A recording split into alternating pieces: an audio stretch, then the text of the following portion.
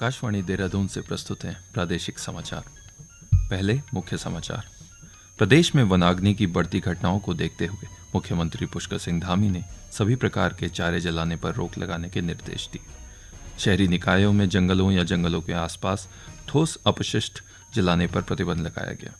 आदि कैलाश मंदिर के कपाट आगामी 10 मई को विधि विधान के साथ खोले जाएंगे और राज्य सरकार ने चारधाम यात्रा की सभी तैयारियों को जल्द पूरा करने के अधिकारियों को निर्देश दिए।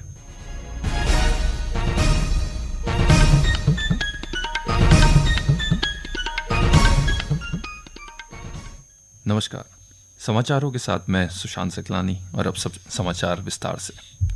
प्रदेश के जंगलों में आग की बढ़ती घटनाओं को देखते हुए मुख्यमंत्री पुष्कर सिंह धामी ने तत्काल प्रभाव से सभी प्रकार के चारे को जलाने पर रोक लगाने के निर्देश दिए।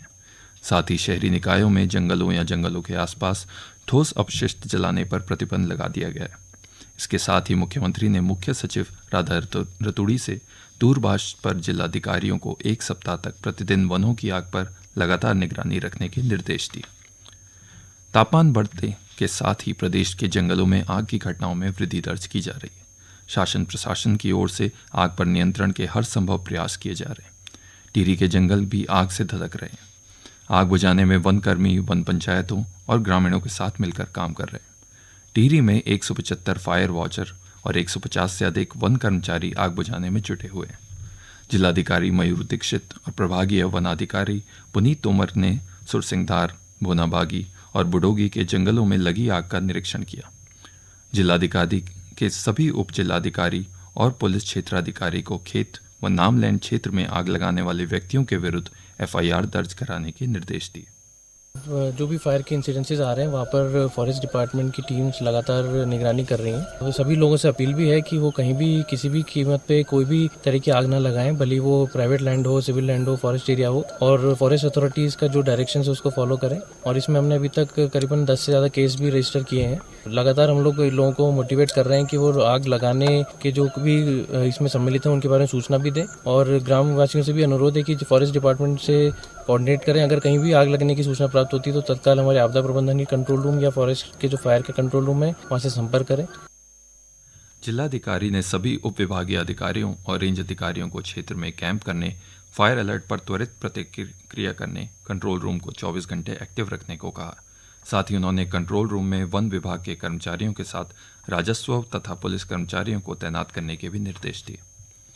केंद्र सरकार ने स्पष्ट किया है कि खाद्य पदार्थों के लिए प्रयुक्त कीटनाशकों की मात्रा के संबंध में भारत के मानदंड वैश्विक स्तर के हैं और अलग अलग खाद्य पदार्थों के लिए अलग अलग मात्रा में कीटनाशकों का उपयोग किया जाता है। कृषि मंत्रालय ने इस संबंध में एक बयान जारी किया है। यह बयान उन मीडिया खबरों के बाद जारी किया है जिनमें दावा किया गया था कि भारतीय खाद्य सुरक्षा और मानक प्राधिकरण जड़ी बूटियों और मसालों से 10 गुना तक कीटनाशकों के उपयोग की अनुमति देता है। कृषि मंत्रालय ने की केंद्रीय कीटनाशक बोर्ड और पंजीकरण समिति कीटनाशकों के विनियमन करती है।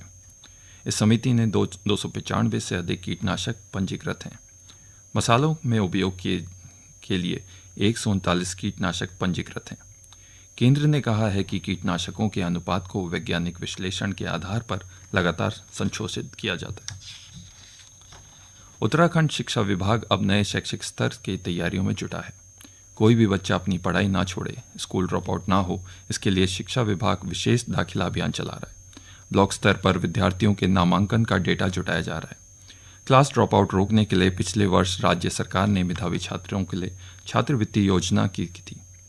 माध्यमिक शिक्षा महानिदेशक बंशीधर तिवारी ने कहा कि छात्रवृत्ति के जरिए छात्रों को आगे की पढ़ाई के लिए प्रोत्साहित किया जा रहा है। शिक्षा की गुणवत्ता में सुधार के लिए शिक्षा विभाग कक्षा 6 से 12 तक विज्ञान की किताबों को हिंदी और अंग्रेजी दोनों भाषाओं में प्रकाशित कर रहा है।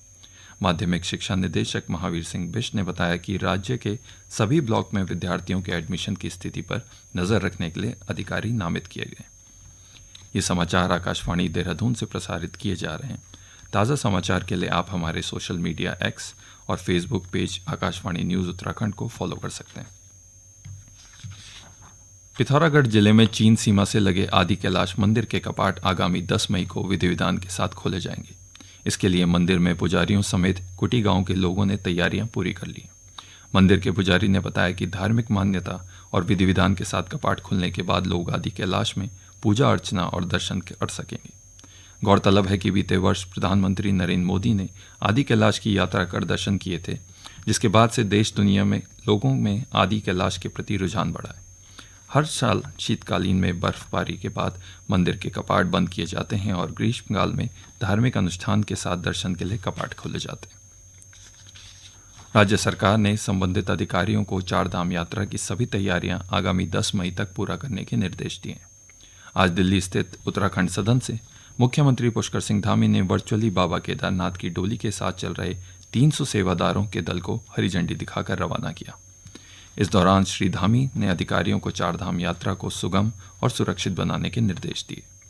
मुख्यमंत्री ने कहा कि सरकार चारधाम यात्रा के दौरान सभी तीर्थयात्रियों को हर संभव मदद पहुंचाने का प्रयास करेगी। उन्होंने कहा कि धामों के कपाट खुलने से के दिन श्रद्धालुओं पर हेलीकॉप्टर से पुष्प वर्षा की जाएगी। उत्तराखंड में चारधाम यात्रा और पर्यटन सीजन शुरू होते ही सुरक्षा व्यवस्था कड़ी की जा रही है। इस दौरान देश विदेश से लाखों की संख्या में यात्री और श्रद्धालु रेल परिवहन के माध्यम से आवागमन करते हैं।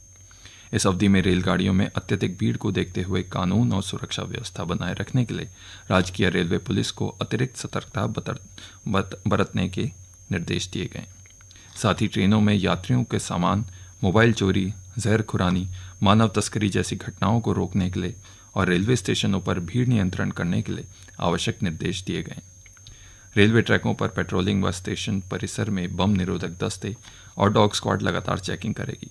सीसीटीवी कैमरों से भी नजर रखी जाएगी।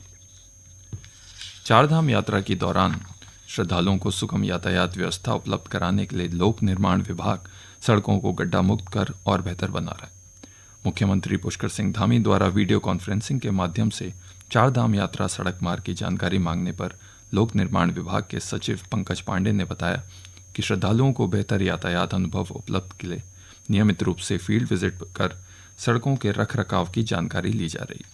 मुख्यमंत्री ने इस दौरान 10 मई को चारधाम यात्रा शुरू होने से पहले सभी सड़कों को आवागमन के लिए बेहतर बनाने के निर्देश दिए। चमोली जिले के जोशीमठ स्थित केंद्रीय विद्यालय के छात्रों को कृषि विभाग की ओर से मृदा स्वास्थ्य व उर्वरता का प्रशिक्षण दिया गया। साथ ही छात्रों को फील्ड भ्रमण कराकर मिट्टी के नमूनों के एकत्रीकरण की व्यवहारिक जानकारी दी गई। मुख्य कृषि अधिकारी वीपी मौर्य ने बताया कि खरीफ फसलों के लिए मृदा परीक्षण की जानकारी देने के लिए जिले के 2 केंद्रीय विद्यालयों का चयन किया गया था, जिसमें केंद्रीय विद्यालय जोशीमठ से छात्रों को मृदा स्वास्थ्य व उर्वरता की जानकारी दी गई है, जबकि 7 मई को केंद्रीय विद्यालय ग्वालदम में छात्रों को मोबाइल ऐप के माध्यम से मृदा स्वास्थ्य व सैंपल कलेक्शन की जानकारी दी जाएगी। पौड़ी में युवाओं को किताबों के करीब लाने के लिए अनूठा अभियान चलाया जा रहा है। स्थानीय युवाओं की एक संस्था ने बुक डोनेट ड्राइव शुरू किया है। इस अभियान के तहत लोगों को किताबें दान देने के लिए प्रेरित किया जा रहा है। दान में मिली किताबें जरूरतमंद बच्चों को मुहैया कराई जाएगी। इस अभियान को संचालित कर रहे युवाओं का कहना है कि साहित्य से लेकर प्रतियोगी परीक्षाओं तक की किताबें दान की जा सकती हैं। अभियान का मुख्य उद्देश्य प्रतियोगी परीक्षाओं की तैयारी कर रहे बच्चों तक जरूरी किताबें पहुंचाना है। और अब एक नज़र मौसम पर। राज्य के मैदानी जिलों हरिद्वार व उधम सिंह नगर में आज और कल उष्ण लहर का ऑरेंज अलर्ट जारी किया गया है, जबकि प्रदेश के 3 पर्वतीय जिलों में अगले 24 घंटे में हल्की बूंदाबांदी की संभावना जताई है। वहीं अन्य जिलों में मौसम शुष्क रहेगा। इस बीच मौसम विभाग ने 7 मई से प्रदेश के अधिकांश जिलों में बारिश का येलो अलर्ट जारी किया है। इस दौरान राज्य में कहीं कहीं 30 से 40 किलोमीटर प्रति घंटा की तेज हवाएं चलने और आकाशीय बिजली चमकने की संभावना जताई है। यह स्थिति 8 और 9 मई को भी बनी रहेगी। अंत में मुख्य समाचार एक बार फिर।